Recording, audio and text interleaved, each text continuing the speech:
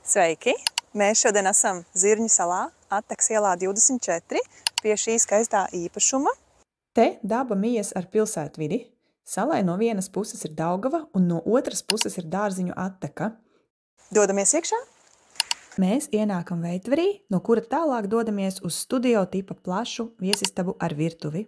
Dizainu iekārtojas pati mājas īpašniece. Moderna virtuves zona ar bāra leti.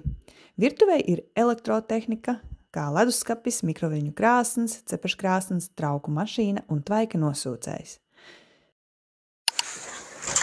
Paskatāmies viesu labierīcības. Ēkas kopējā platība ir 173 kvadrātmetri, no kuriem dzīvojamā un palīgtelpu platība ir 137 kvadrātmetri. Tālāk esam otrajā stāvā, un šeit jūs redzat guļamistabu ar savu privāto vannas istabu. Tālāk ir otra vannas istaba un divas guļamistabas. Mājai ir dabīgā ventilācija, siltās grīdas visās telpās, katrā stāvā kondicionieris. Komunikācijas, elektrība, gāze, ūdensapgāde un vietējā kanalizācija ar attīrīšanas iekārtu. Tālāk mēs ejam uz pagalmu pusi, kur būs skaistais skats.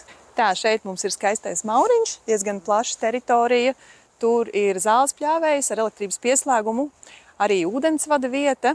Uz Dārziņu Attekas pusi ir nesen kā izbūvēta terase, uz kuras ir pievilkta elektrība un iespējams izvietot pirti, kublu ar atpūtas zonu. Nepieciešamā infrastruktūra, veikali, skola, bērnudārzs atrodas 7 km attālumā Salaspils virzienā.